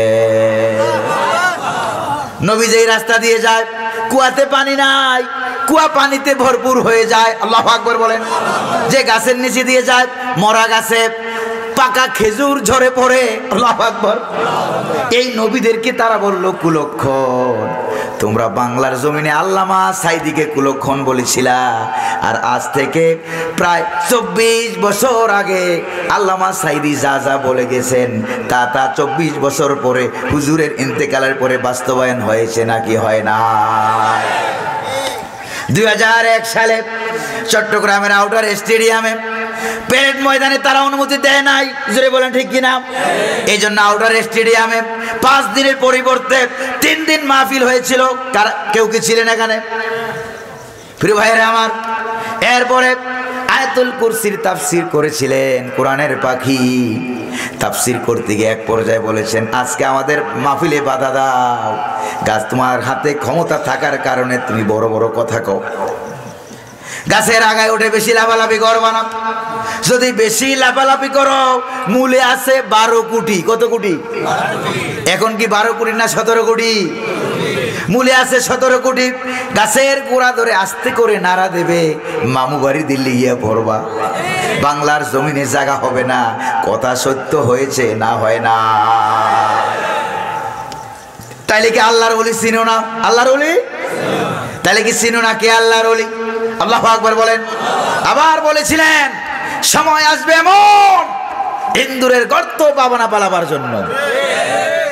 ইন্দুরের গর্ত পেয়েছে মনে হয় আপনাদের রামু এলাকায়, কসবিয়া এলাকায় ইঁদুর আছে নাকি নাই? আপনারা কি বলেন, ইঁদুর না উন্দুর? আপনারা কি বলেন? উন্দুর। আপনারা যে উন্দুর বলেন, উন্দুর তো শিশুকাল থেকে চিনেন, কারণ ছোটকালে দাঁত একটা পড়া গেল, ওই দাঁতটাকে নিয়ে কোন জায়গায় গেছিলেন? উন্দুরের গর্তে। জোরে কোন ঠিক কিনা? উন্দুরের গর্তে কেন গেলেন দাঁত নিয়ে? আগের দাঁতটা যিনি দিছিলেন তিনি বুঝি পরের দাঁত দিতে পারেন না। জোরে বলেন, পারেন না কি পারেন না? প্রিয় ভাইরা আমার, ইন্দুরের গর্ত পালাবার জন্য তারা পেয়েছে নাকি? তাইলে বোঝা গেল আমার দেশের ইঁদুরগুলিও কোরআনের পক্ষে, কোরআন বিরোধী কাউকে বিরাট বড় গর্ত খনন করে পালাবার জন্য জায়গা করে দেয় নাই। আল্লাহু আকবার বলেন। প্রিয় ভাইরা আমার, এবার তারা বলল, কালেমার দাওয়াত বন্ধ করো, না হয় রিমান্ড দিয়া দেব, লানার জুমান্নাকুম, পাথর মেরে মেরে ফেলব, কঠিন শাস্তি দেব। এবার নবীরা বললেন, আমরা কুলক্ষণ না, আমাদের কারণে বৃষ্টি বন্ধ হয় না, কারণ নবী আছে যেখানে বরকত আছে সেখানে। এবার নবীরা বললেন, ক্বালু তাইরুকুম মাকুম আইন যুকিরতুম বাল আনতুম কওমুম মুসরিফুন। সুবহানাল্লাহ বলবেন না? নবীরা বললেন, আমরা কুলক্ষণ না, বরং তোমরাই কুলক্ষণ। তোমাদের কুলক্ষণ তোমাদের সাথে। আল্লাহু আকবার বলেন। তোমাদের কারণে জিনিসপত্রের দাম বাড়ে, তোমাদের কারণে দেশের টাকা বিদেশে পাচার হয়ে যায়। আর তোমরা এরকম আল্লাহর ওলি ছিলা, বাংলাদেশের মতো 90টা দেশের রিজার্ভ ক্রয় করা যাবে এরকম টাকা, $300 বিলিয়ন সমান টাকা তোমরা বাংলাদেশ থেকে চুরি করেছ, আর মানুষের সামনে বলেছ রাতে করলা চুরি, আর শেষ রাতে গিয়া মানুষের সামনে তোমরা বলেছো 70 রাকাত 80 রাকাত তাহাজ্জুদ নাকি তোমরা পড়ো। দেখছেন কারবার? তো তোমার তাহাজ্জুদ তোমারে চুরি করতে শেখায়? নাউজুবিল্লাহ কবেন না? আর জোরে কর নাউজুবিল্লাহ। আবার এটাও বলেছো পালাবো না, ঠিক না? ওরা বলছে অমুক পালায় না, ওরা বলতো মৌস বাবা কি জানি মুসও তো নাই দাড়িও তো নাই, যেরকম ঠিক কিনা? এরকম লেডিস ফেরাউন ছিল, ঠিক কিনা বলেন? ওই লেডিস ফেরাউন পালাবার 2-1 দিন আগে বলেছিল আমি পালায় না, ঠিক কিনা বলেন? আমি পালায় না, কিন্তু আপনারা দেখেছেন পালাতে বাধ্য হয়েছে কিনা? তো থাকতা দেখতা কি হয়? থাকতা কোন ভবনে দেখতা কি হয়? নিজের হাতের তৈরি করা পোলাও, কুরমা, বিরিয়ানি, রোস, মাছ তরকারি রান্না করা খাইতে পারো না, ইজরে কোন ঠিক কিনা? চাচা আপন জান বাসা দৌড়ে গেছে পালাইয়া, ইজরে কোন ঠিক না? প্রিয় ভাইরা আমার, এবার নবীদের সামনে ব্যারিকেড দেওয়া ঘটনা মনে আছে নাকি নাই? নবীদের সামনে ব্যারিকেড দেওয়া, নবীদেরকে কুলক্ষণ বলা হয়, মারধর করতেছে এই খবর, গালাগালি করতেছে এই খবরটা রব্বুল আলামিন শহরের অনতি দূরে, মনে করেন কক্সবাজার থেকে রামু পর্যন্ত মনে মনে ধরেন, শহরের অনতি দূরে ওই কাঠুরিয়া যে কাজ করত, সেই কাঠুরিয়ার কাছে আল্লাহ পাক বাতাসের মাধ্যমে ওই খবরটা পৌঁছাইয়া দিলেন যে মিয়া তুমি যাদের হাতে হাত দিয়ে কালেমা পড়েছ, ইসলাম গ্রহণ করেছ, গ্রহণ করে তোমার 50-60 বছরের কুষ্ঠরোগ ভালো হয়ে গেছে, এই আল্লাহ নবীদের সাথে তোমার দেশের প্রধানমন্ত্রী, প্রেসিডেন্ট, এমপিরা, মন্ত্রীরা, চেয়ারম্যানরা, মেম্বাররা খুব খারাপ বাজে আচরণ করতেছে, তাদেরকে মারতেছে। এবার আপনারা কি বলেন, কাঠুরিয়া কি ব্যবসা নিয়ে থাকবে? এই ঘটনা শুনতে দেরি হলো, ব্যবসার কথা ভুলে গেল, মা বাবার কথা ভুলে গেল, ছেলে মেয়ের কথা ভুলে গেছে। আজকাল আবিষ্কারই হয় নাই, ঘোড়াও ছিল না, গাধাও ছিল না, খচ্চরও ছিল না, উটও ছিল না, বেচারা এতই গরিব ছিলেন। এবার বেচারা এই ঘটনা শোনার সঙ্গে সঙ্গে নবীদেরকে রক্ষা করার জন্য এমন জোরে দৌড় মেরেছে, তার দৌড়ের কথা রাব্বুল আলামিন সূরা ইয়াসিনের ভিতরে উঠাইয়া দিলেন। ওয়াজা মিন আকসাল মাদিনাতি রাজুলুন ইয়াসআ ক্বালা ইয়া কওমি ইত্তাবিউল মুরসালিন। সুবহানাল্লাহ পড়েন। শহরের উপকণ্ঠ থেকে, অনতি দূর থেকে এই লোকটা এমন ভাবে দৌড়ে এলো, উলামায়ে কেরাম বুঝবেন ইয়াসা এমন দৌড় যার পরে আর কোনো দৌড় হতে পারে না। একবারে দৌড় মেরে এসে আল্লাহর 3 জন নবীকে তারা মারতেছে। আর এক পাশে সিরিয়া গোটা দেশ, ক্ষমতাসীন দলেরা, কাফের বেদিন ইহুদি মুশরিকেরা মিলে নবীদেরকে মারতেছে। এবার ওই কাঠমিস্ত্রি বেচারা ছিল কয়জন? আরো জোরে বলতে হবে, কয়জন? একজন হলেও ইসলামের পক্ষে থেকে, কোরআনের পক্ষে থেকে প্রতিবাদ আছে নাকি নাই? লোকটা কয়জন? একজন লোক ছিল মাত্র। বেচারা এবার দৌড় মারলো, এক দৌড়ে এসে ডাইরেক্ট নবীদের সামনে এসে দাঁড়িয়ে গেছে। দাঁড়াইয়া সে এবার বলতেছে, ইয়া কওমি ইত্তাবিউল মুরসালিন। সুবহানাল্লাহ বলবেন না? এমন দৌড় মারলো, দৌড় মেরে এসে বলতেছে, ও আমার জাতি, ও আমার দেশের লোকেরা, ক্ষমতাসীন দলের লোকেরা, ইত্তাবিউল মুরসালিন, তোমরা নবীদের কথা মানো। আল্লাহু আকবার। তোমরা নবীদেরকে মানো। অনুরোধ না, ডাইরেক্ট অর্ডার। অনুরোধ না, অর্ডার। ডাইরেক্ট অর্ডার করলো, আদেশ করলো, নবীদেরকে মানো। চিল্লা এখন আল্লাহু আকবার। অথচ একটা দেশ একদিকে আর একটা মাত্র সাধারণ গরিব মানুষ কাঠুরিয়া বেচারা একদিকে।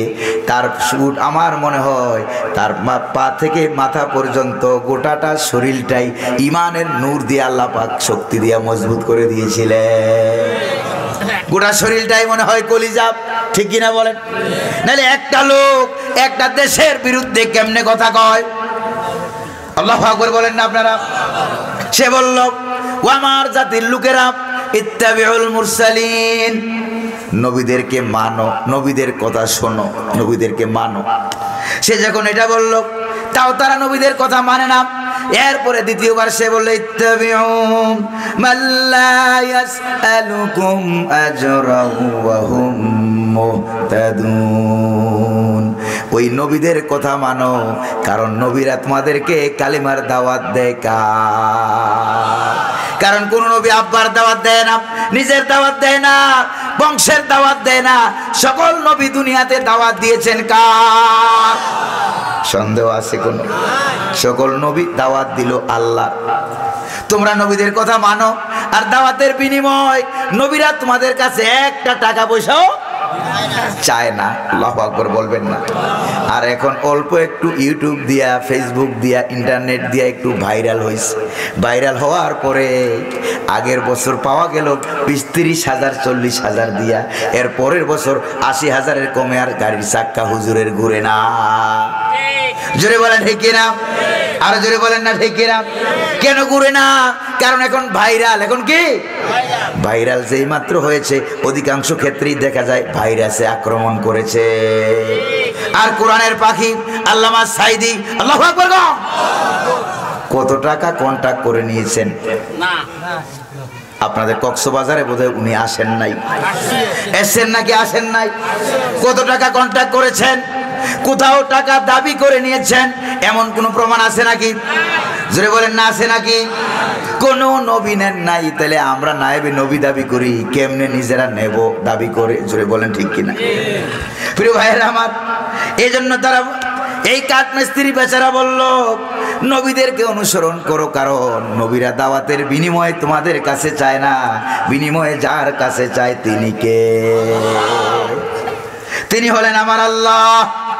এবার মিস্ত্রি বেচারা দাওয়াত দিল, কাঠুরিয়া দাওয়াত দিল, দাওয়াতে কোনো লাভ হয় নাই, তারা নবীদের সঙ্গে খারাপ ব্যবহার করে। এবার এই বেচারা একটা বুদ্ধি করলো, বুদ্ধি খাটাইলো। কি বুদ্ধি দেখেন, গরিব মানুষ তো, মাথায় বুদ্ধি আছে নাকি নাই? বেচারা বুদ্ধি খাটালো, বুদ্ধি খাটিয়ে সে বললো ওয়ামালিয়া লা আবুদুল্লাযী ফাতারানি ওয়া ইলাইহি তুরজাউন। আল্লাহু আকবার বলেন। এবার বেচারা বুদ্ধি খাটাইয়া বলল আমার কি হলো, আমার কি হলো, কেন আমি ওই আল্লাহকে মানবো না?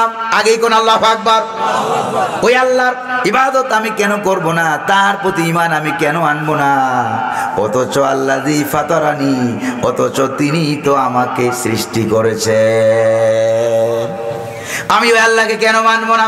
ওয়া ইলাইহি তুরজাউন, এবং মৃত্যুর পর তোমাদের সবাইকে ফিরে যেতে হবে যার কাছে, তিনি কে? সন্দেহ আছে কোনো? জোরে বলেন, কোনো সন্দেহ আছে না? কোনো সন্দেহ তো নাই, ফিরে যেতে হবে কার কাছে? আল্লাহ পাকের কাছে। এই কথা যখন বলল কাঠমিস্ত্রি বেচারার ওয়াজ শেষ। কয়টা ওয়াজ করলো? জোরে বলেন না কয়টা? ওই কাঠুরিয়ার ওয়াজগুলো আল্লাহর কাছে এত ভালো লেগেছে রব্বুল আলামিন, শুধু কাঠুরিয়ার ওয়াজ না, কাঠুরিয়ার গোটা ঘটনাটা আল্লাহ পাক কোরআনুল কারীমে সূরা ইয়াসিনে উঠাইয়া দিয়েছে। জোরে বলেন আল্লাহু আকবার। তাহলে আমরা আগে বলেছিলাম আলোচ্য বিষয়ের কারণে সূরার ফজিলত বাড়ে না কমে? যিনি বাড়ায় তিনি কে? আল্লাহ। প্রিয় ভাইরা আমার, আর বেশি নাই, 2-3টা আয়াত আছে। কয়টা? 2-3টা আয়াত আছে। বিরক্ত না হলে শেষ করে দেই। আপনারা কি বিরক্ত হয়ে গেছেন নাকি 2-3টা আয়াত শেষ করব? প্রিয় ভাইরা আমার, কাঠমিস্ত্রি যখন এই কথা বলল আমি কেন আল্লাহকে মানবো না, আচ্ছা এই কথার ভিতরে একটা মেসেজ আছে কিনা, ইঙ্গিত আছে কিনা, যে কাঠুরিয়া বেচারা বোধহয় নবীদের পক্ষের লোক? বোঝা যায় নাকি যায় না? কেন আমি নবী মানবো না, কেন আমি আল্লাহ মানবো না, এই কথাটা দিয়া কাফের বেদিন যারা চতুর্দিকে ক্ষমতাসীন এমপি মন্ত্রী দাঁড়িয়েছিল তারা বুঝে গিয়েছে। যে কি বুঝে গেছে? এই কাঠুরিয়া বেচারা গরিব মানুষ, আমার এলাকার ওসিমুদ্দির ছেলে কসিমুদ্দি, সাহস তো কম না, সে তো মনে হয় নবীদের দলের লোক। কেউ দূরের থেকে ধমকি মারে, কেউ হুমকি মারে, কেউ লাঠি দেখায়, কেউ হাত দেখায়, কেউ ঠ্যাং দেখায়, আর বলে তুমি কোন দলের বলো? বেটা তুই কোন দলের বল? চট্টগ্রামের ভাষায় কি বলতো? হ্যাঁ, তুই কোন দলের মানুষ হ, ঠিক কিনা?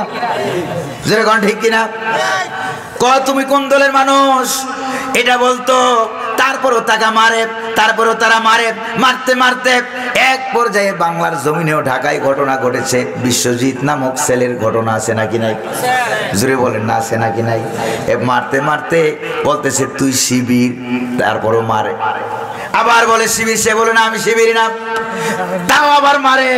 এরপরে যখন বললো ভাই আমি তো শিবির না, শিবির করতে হইলে মুসলমান হওয়া লাগে। কি হওয়া লাগে?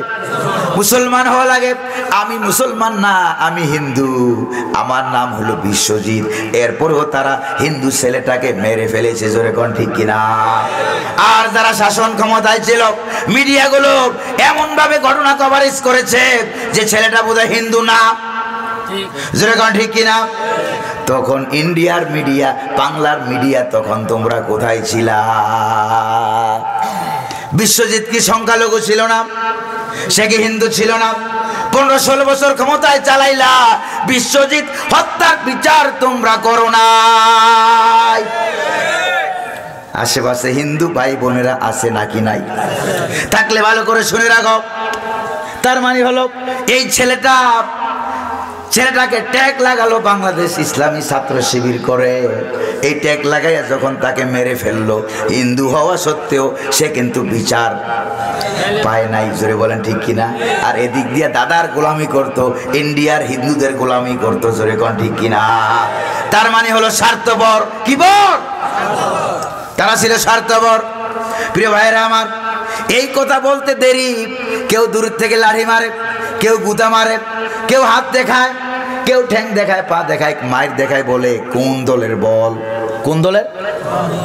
ওই যে কাঠুরিয়া বেচারাকে মারতেছে, শুনতেছেন আপনারা? কোন দলের বল?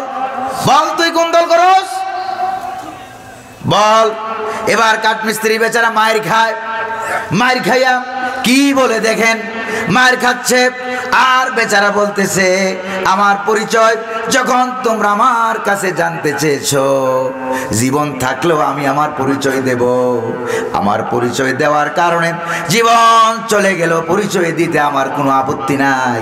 আমার পরিচয় শোনো, ইন্নী আমানতু বিরাব্বিকুম ফাসমাউন। আল্লাহু আকবার বলেন, চিল্লায় কোন আল্লাহু আকবার। বেচারা বলল, আমার জীবন গেল পারে, জীবন থাকলেও পারে, আমার পরিচয় হলো আমার রব তোমার রব যিনি, তিনি কে? আমি আল্লাহ পাকের প্রতি ঈমান এনেছি, আমি একজন ঈমানদার।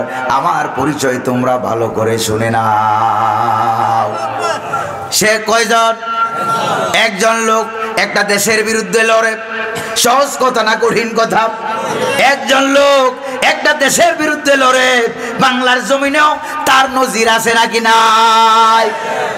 কোরআনের পাখি আল্লামা শহীদ সাইদি রহমতুল্লাহ আলাইহিকে আদালতে যখন উঠানো হলো, তিনি কোরআন শরীফটা এরকম বুকে নিয়ে তিনি বলছিলেন, মনে আছে নাকি না? কোরআন বুকে নিয়ে তিনি বলেছিলেন, মাননীয় আদালত, এটা শেষ আদালত নয়, আপনারা আমাকে মিথ্যা নাটক করে আমাকে শাস্তি দিবেন, তবে শুনে রাখেন, কিয়ামতের দিন হাসরের ময়দানে একটা আদালত হবে। ওই আদালতের বিচারক যিনি হবেন, তিনি হলেন আহকামুল হাকিমিন, আল্লাহ রাব্বুল আলামিন। তিনি হবেন সেই আদালতের বিচারক। আমি হব বাদী, মামলার বাদী, আর আপনারা সব কয়জন হবেন সেই মামলার আসামি। আল্লাহু আকবার বলেন। প্রিয় ভাইরা আমার, সেই আদালতের অপেক্ষায় আমরা আছি। অবশ্যই দুনিয়াতেও আদালত হবে, পরকালেও আদালত হবে নাকি হবে না? প্রিয় ভাইরা আমার, এবার কাঠুরিয়া বেচারা যখন পরিচয় দিল, আমি গোলাম কার? আমি নবীদের দলের লোক, আমি ইমানদার মানুষ, এই কথা যখন পরিচয় দিল, তাইলে মায়ের আগের থেকে বাড়বে না কমবে? মায়ের বাড়বে না কমবে? মায়ের বেড়ে গেল। বেচারা ছিল দাঁড়ানো, মায়ের সইতে পারে নাই, না সইতে পারে বসে গেছে, আবার মারতেছে, তাও সইতে পারে নাই। বেচারা মার খেতে খেতে শুয়ে গেল, উপর হয়ে শুয়ে গেল। ওরা মনে করেছে ছেলেটা মারা গেছে, আসলে মারা, রুহটা এখনো বের হয় না। তার লাশের উপরে নাচতে লাগলো। 28 অক্টোবরে আমাদের ভাইদেরকে হত্যা করে তোমরা লাশের উপরে নৃত্য করেছ, জোরে বলেন ঠিক কিনা? এরপরে লাশের উপরে যখন নাচতে লাগলো, তারা মনে করেছে মারা গেছে। এবার নাচতে নাচতে মার খেতে খেতে তার পিঠের গোস্তগুলো দুই দিকে সরে যাচ্ছে। তাফসিরে দুরুল মানসুরে উল্লেখ করা হয়েছে, গোস্তগুলো দুদিকে সরে যাচ্ছে, মেরুদণ্ডের হাড্ডিটা ভেঙে টুকরা টুকরা হয়ে গেছে, গোস্ত একদিকে, হাড্ডি আরেক দিকে চলে যাচ্ছে। ঠিক ওই সময় রব্বুল আলামিন বললেন, জিব্রাইল জলদি করে যাও, আকাশের 7টা রহমতের দরজা খুলে দাও। 7 আকাশের 7টা দরজা খুলে দেওয়া হলো। জিব্রাইল শুধু আকাশের দরজা খুললে হবে না, আমার জান্নাতের দরজা খুলে দাও। জান্নাতের দরজা খুলে দেওয়া হলো। এবার জান্নাতের দরজা আর আকাশের দরজা এক বরাবর করে দাও। আল্লাহু আকবার। দরজা বরাবর করে দেওয়া হলো। আমার ওই কাঠুরিয়া বেচারার চেহারাটা একটু উঁচু করে ধরো। আল্লাহু আকবার। চেহারা একটু উঁচু করে ধরো। হযরতে জিব্রাইল চেহারাটা একটু উঁচু করে ধরলেন। আল্লাহ পাক বলেন, আমি তার চোখের পাওয়ার বাড়াইয়া দিলাম। রূহটা বেরিয়ে যাওয়ার আগে আগে ওই জান্নাতের কোন জায়গায় তার স্থান হবে শাহাদাতের পরে, ওই জান্নাতটা দেখে দেখে যেন তার রূহটা বেরিয়ে যায়। জান্নাতটা দেখে দেখে যেন তার রূহটা বেরিয়ে যায়। ও জিবরাইল, তার চোখের পাওয়ার আমি বাড়াইয়া দিলাম, উঁচু করে চেহারা ধরো। শুধু জান্নাত দেখাইলেই হবে না, আমার পক্ষ থেকে জান্নাতের ঘোষণাপত্রটাও তার কানে কানে শুনাইয়া দাও। কিলা দুখুলিল জান্নাহ ক্বালা ইয়া লাইতা কওমি ইয়ালামুন বিমা গফারা লি রাব্বি ওয়া জাআলানি মিনাল মুকরামিন। জোরে বলেন না আল্লাহু আকবার। এরপরে জান্নাতের ঘোষণা দেওয়া হলো। জান্নাত দেখতেছে, তাকিয়ে আছে। সাত আকাশের দরজা খোলা, রহমতের সমস্ত দরজা খোলা। জান্নাতের দিকে তাকিয়ে তাকিয়ে জান্নাত দেখতেছে। আর যারা মারতেছে তাদের জন্য আফসোস করতেছে, ইয়া লাইতা কওমি ইয়ালামুন। আফসোস তাদের জন্য, তাদের জন্য আফসোস। আমাকে যারা মারতেছে তারা যদি জানতো আল্লাহ আমাকে ক্ষমা করেছেন, আল্লাহ আমাকে মাফ করে দিয়েছেন, তাহলে কতই না ভালো হতো। আল্লাহু আকবার। কারণ যাদেরকে ধরে ধরে ফাঁসি দেওয়া হচ্ছে, যারা ফাঁসির রশিতে ঝুলাবার জন্য নেওয়ার জন্য আসছিল, ওই ইসলামী আন্দোলনের নেতারা ওই লোকদের জন্য কেঁদেছে। জোরে বলেন ঠিক কিনা? প্রিয় ভাইয়েরা আমার, আপনারা কি সহজ মনে করেন ইসলামী আন্দোলন করার অপরাধে বাংলার জমিনে শহীদ মতিউর রহমান নিজামী রহমতুল্লাহ আলাইহি, জোরে বলেন ঠিক কিনা, শহীদ আব্দুল কাদের মোল্লা, শহীদ সাইদি, তারপরে শহীদ কামারুজ্জামান, ঠিক কিনা গণ, শহীদ আলী আহসান মোহাম্মদ মুজাহিদ সব ইসলামী আন্দোলনের নেতৃবৃন্দকে ধরে ধরে তারা যে ফাঁসির কাস্টে ঝুলালো। এবার যারা ফাঁসির মঞ্চে নিয়ে যাওয়ার জন্য আসছে পুলিশের অফিসাররা, আসার পরে বলতেছে স্যার চলেন। কোথায়? কয় ফাঁসির মঞ্চে। ওরা রশি নিয়ে আসছে, হ্যান্ডকাফ নিয়ে আসছে। মনে মনে ভাবলো যাদের ফাঁসি হয় তারা তো কেউ মরতে চায় না, ফাঁসির কাস্টে ঝুলতে চায় না, জোর করে নেওয়া লাগে, হাত পা বেঁধে টানা শেষরা করে নেওয়া লাগে। জোরে বলে ঠিক কিনা? তারা বলল টানা টেনে নেওয়া লাগবে না, হাত পা বাঁধা লাগবে না, কোন দিক দিয়ে যাবো রাস্তা দেখাইয়া দাও। পুলিশ অফিসারের আগে এক দৌড়ে গিয়া ফাঁসির মঞ্চে হাজির হয়ে যায়। আল্লাহু আকবার, আল্লাহু আকবার। সহজ কথা মনে করেন নাকি আপনারা? হাজির হয়ে গেল ফাঁসির মঞ্চে। এরপরে নিজ হাতে রশি পড়তে চায়। আপনারা কি মনে করেন? মনে মনে ভাবেন আশেপাশে যারা ছিল তারা দেখতে পায় জীবন শেষ হয়ে যাবে, ফাঁসির মঞ্চে এখন ঝুলানো হবে, মৃত্যুর দিকে যায়। আর ওরা দেখতে পাচ্ছে সাত আকাশের দরজা খোলা, জান্নাতের দরজাও খোলা, জান্নাতের দিকে দৌড়ায়। শহীদদেরকে আর নবীদেরকে মৃত্যুর আগে যিনি জান্নাত দেখাইয়া দেয় তিনি কে? আরো জোরে বলতে হবে, তিনি কে? তিনি হলেন আল্লাহ। বলেন না আল্লাহ। তিনি হলেন আল্লাহ, তিনি এটা দেখাইয়া দেয়। এবার ওই লোকটা জান্নাত দেখতেছে আর বলতেছে আল্লাহ আমার জাতিরে ক্ষমা করো, মাফ করো, ঈমান আনার তৌফিক দান করো। ওরা যদি জানতো বিমা গাফারা লি রাব্বি ওয়া জাআলানি মিনাল মুকরামিন। আল্লাহু আকবার বলেন। ওরা যদি জানতো আল্লাহ আমাকে ক্ষমা করেছেন, জান্নাতের মেহমানদের মধ্যে আমাকে শামিল করে দিয়েছেন, এরা যদি জানতো তাহলে কতই না ভালো হতো। জোরে বলেন না আল্লাহু আকবার। আরো জোরে বলেন না আল্লাহু আকবার। এবার তারা এই লোকটাকে মেরে ফেললো, কাঠুরিয়াকে তারা মেরে ফেললো। তাফসীর আদ-দুররুল মানসুরে উল্লেখ করা হয়েছে, ইমাম জালালউদ্দিন সৈয়দী রাহমাতুল্লাহ আলাইহি বলেন কাদ ইত্তাসালাত হায়াতুদ দুনিয়া বিল হায়াতিল আখিরাহ। ওই কাঠুরিয়া বেচারার দুনিয়ার জীবনটাকে টান মেরে লম্বা করে আল্লাহ পাক জান্নাতের হায়াতের সাথে একাকার করে দিয়েছে। আরো জোরে বলেন আল্লাহু আকবার। তারা এই নবীদেরকেও মেরে ফেলেছে, কাঠুরিয়া বেচারাকেও মেরে ফেলেছে। আল্লাহ পাক কি খুশি হবেন না রাগ করবেন? তিনি রাগ করলেন। রাগ করে তিনি সিদ্ধান্ত নিলেন আমি এন্টাকিয়াবাসী কাফের বেদিনদের থেকে প্রতিশোধ গ্রহণ করব। আল্লাহু আকবার বলেন না। আল্লাহ সার দেয় কিন্তু ছেড়ে, ঠিক কিনা গো? আমি প্রতিশোধ গ্রহণ করব।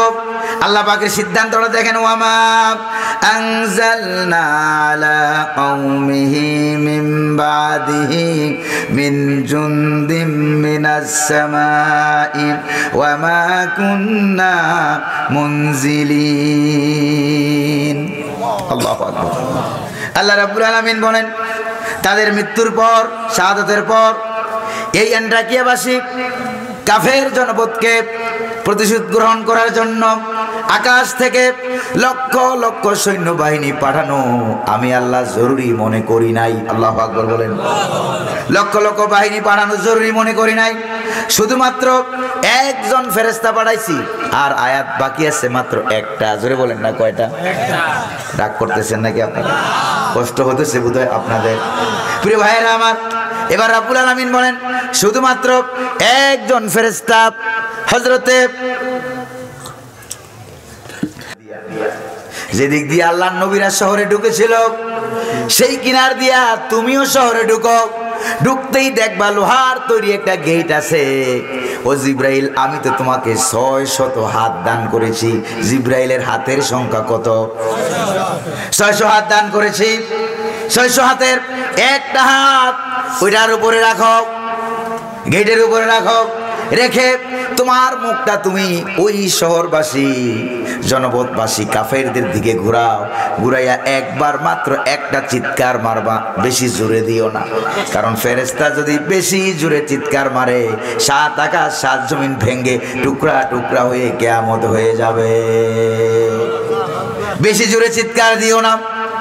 ও জিব্রাইল, একবার চিৎকার দিবা, বেশিও দিও না, বেশি জোরেও চিৎকার দিও না, বরং একবার মাত্র চিৎকার দিবা। একবার মাত্র চিৎকার দিলেন, ইন কানাত ইল্লা সাইহাতাও ওয়াহিদা ফাইযা হুম খামিদুন। আল্লাহু আকবার বলেন। আরো জোরে বলেন না, আল্লাহু আকবার। হযরতে জিব্রাইল একবার মাত্র চিৎকার দিলেন। চিৎকার দেওয়ার সঙ্গে সঙ্গে ওই সিরিয়ার অ্যান্টাকিয়া শহরের সব কয়টা কাফের তাদের কানের পর্দা ফেটে গেছে। তাদের কানের পর্দা ফেটে গেল, কলিজা ফেটে গেল, হার্ট অ্যাটাক করে হার্টের তার তুর সব ছিঁড়ে গিয়া সবগুলি জায়গায় মরে চিৎপটাং হয়ে গেছে। ক্ষমতা কার? আরো জোরে বলেন না, ক্ষমতা কার? প্রিয় ভাইয়েরা আমার, আমাদের বাংলার জমিনে যদি কোরআনকে বাস্তবায়ন করার জন্য, আমার সর্বশেষ কথা, বাংলার জমিনে যদি কোরআনকে বাস্তবায়ন করার জন্য প্রয়োজন হয় এই হাবিব নামক কাঠুরিয়া বেচারার মতো জীবন দিতে যদি ঘোষণা আসে, তাহলে কক্সবাজার জেলার রামু উপজেলা থেকে আপনাদেরকে পাওয়া যাবে কিনা? কাদেরকে পাওয়া যাবে? দুহাত উঁচু করে আল্লাহকে দেখান।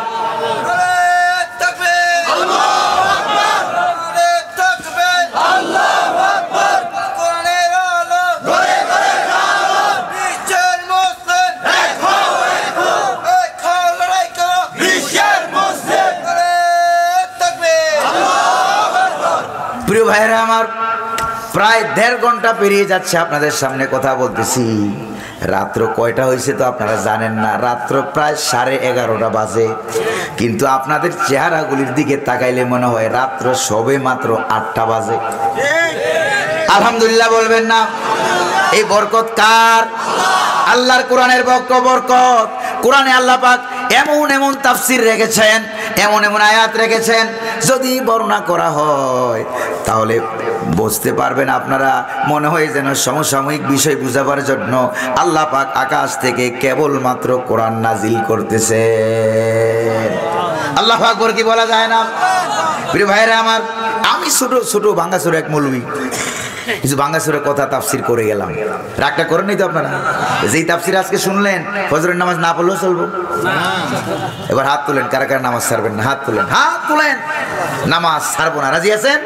মিথ্যা কথা বলবো না, নামাজ ছাড়বো না, ওজনে কম দেব না, খাদ্যে ভেজাল দেব না, পারে তারপরে পাড়া প্রতিবেশীর সাথে ঝগড়া করবো না। রাজি আছেন ইনশাল্লাহ? হাত নামান। মা বন্ধুর জন্য ওখানে আলাদা একটা প্যান্ডেল আছে না ভাই? আমরা এক্ষুনি মুনাজাত করবো। মোনাজাতের আগে দাঁড়ানো ভাইরা পাশে দাঁড়িয়ে আছেন, মেহরবানি করে যদি বসে যান আমরা মনে বরকত বেশি পাইতাম। দোয়ার সময় বসা আদব, আলহামদুলিল্লাহ পড়বেন না? এই জন্য মেহরবানি করে আমরা বসে যাই। মা বন্ধুদের জন্য একটা হাদিস শোনায়া দেই। নবী করিম সাল্লাল্লাহু আলাইহি সাল্লাম বলেছেন, আল মারআতু ইযা সাল্লাত খামসাহা ওয়া সামাত সাওমাহা ওয়া আহসানাত ফারজাহা ওয়া আতাত বালাহা তাদখুলুল জান্নাতা মিন আইয়িবাবিন শাআত। আল্লাহর নবীজি বলেছেন, যে সকল মহিলারা 4টা কাম করবে, জোরে বলেন কয়টা? স্বামী থাকলে 4টা, স্বামী না থাকলে 3টা। কয়টা হলো? প্রিয় ভাইরা আমার, 5 ওয়াক্ত নামাজ, রমজানের ফরজ রোজা, পর্দা পুশিদা, আর স্বামী থাকলে স্বামীর খেদমত। কয়টা হলো? এই 4টা কাজ যে সকল মহিলারা করবে, নবীজি বলেছেন কিয়ামতের দিন আল্লাহ পাক ওই মহিলার জন্য জান্নাতের 8টা দরজা খুলে দিবে আর বলবেন, ও আমার বান্দি, যেই দরজা দিয়ে জান্নাতে ঢুকতে চাও ওইটা দিয়ে জান্নাতে চলে যাও। আর জোরে বলেন আল্লাহু আকবার। প্রিয় ভাইয়েরা আমার, এখন মুনাজাত হবে। মুনাজাতের আগে সকলে বসে যান আর আল্লাহ পাককে আমরা কয়েক সেকেন্ড একটু ডেকে নেই। সুবহানাল্লাহ, আলহামদুলিল্লাহ, লা ইলাহা ইল্লাল্লাহ, লা ইলাহা ইল্লাল্লাহ, লা ইলাহা ইল্লাল্লাহ, সুবহানাল্লাহ, আলহামদুলিল্লাহ, লা ইলাহা ইল্লাল্লাহ, লা ইলাহা ইল্লাল্লাহ, মুহাম্মাদুর রাসূলুল্লাহ। সালাতুন ইয়া রাসূলাল্লাহ আলাইকুম সালামুন ইয়া হাবিবাল্লাহ আলাইকুম সালাতুন ইয়া রাসূলাল্লাহ আলাইকুম সালামুন ইয়া হাবিবাল্লাহ আলাইকুম আসসালাতু ওয়াসসালামু আলাইকা ইয়া রাসূলাল্লাহ আসসালাতু ওয়াসসালামু আলাইকা ইয়া হাবিবাল্লাহ আসসালাতু ওয়াসসালামু আলাইকা ইয়া শাফিআল মুযনিবিন আসসালাতু ওয়াসসালামু আলাইকা ইয়া রাহমাতাল লিল আলামিন ওয়া আখিরু দাওয়ানা আনিল হামদুলিল্লাহি রাব্বিল আলামিন।